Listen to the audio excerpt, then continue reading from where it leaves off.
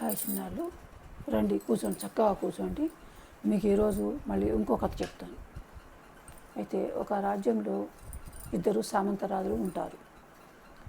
అయితే ఆ సామంతరాజులకు ఇద్దరికి ఎప్పుడు తగాదా వస్తుంది.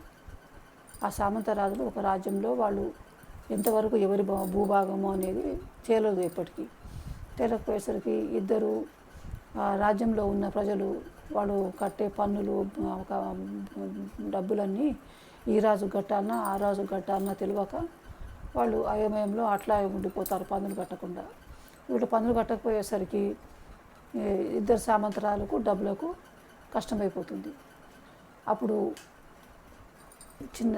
వాళ్ళు ఏం చేస్తారంటే వాళ్ళ మహారాజు దగ్గరికి వెళ్తారు.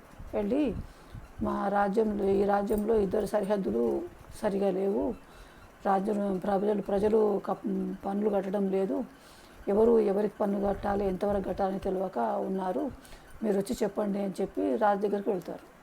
అప్పుడు ఆ రాజు చెప్తాడు, ఈ చిన్న చిన్న తగాదాలతో నా దగ్గరికి రాకండి, కొంతమంది పెద్ద మనుషుల ఆలోచనతో మీరు సామరస్యంగా మీ సమస్య పరిష్కారం చేసుకోండి అని చెప్తాడు రాజు.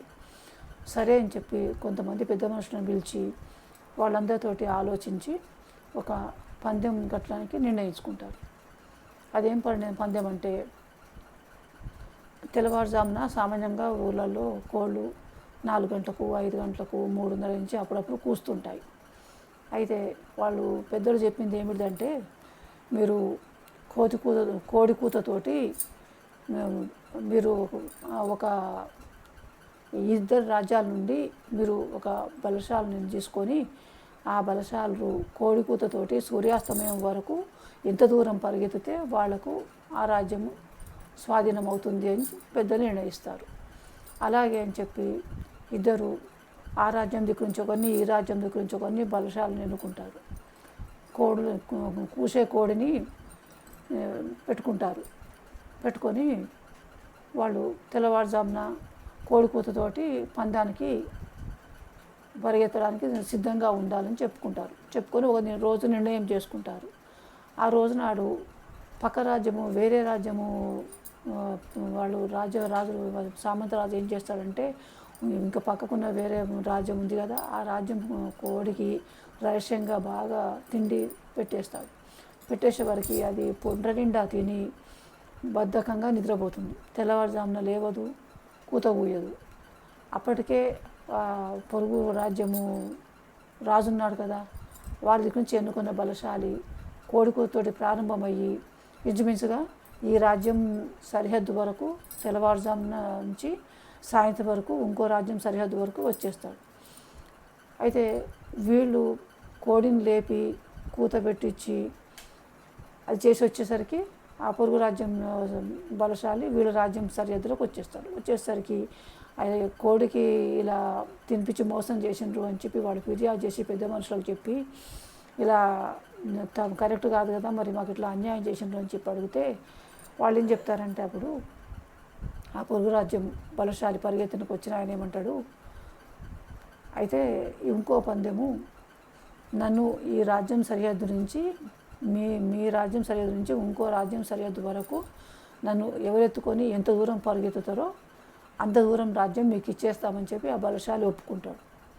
సరే అని చెప్పి ఈ రాజ్యము బలశాలి ఆ పందెం కట్టిన అవతల రాజ్యం బలశాలిని ఎత్తుకొని కాస్త దూరం నడుస్తూ వెళ్ళేసరికి అతనికి దమ్ము వచ్చేస్తుంది. తెల్లవారి కూడా సాయంత్రం కూడా అయిపోవస్తుంది. అప్పుడు ఎక్కువ దూరం నడవలేకపోతాడు. ఎక్కువ దూరం నడవకపోతే ఈ రాజ్యం ప్రజలకు ఇక్కడ రాజుకు అన్యాయం అయిపోతున్నది.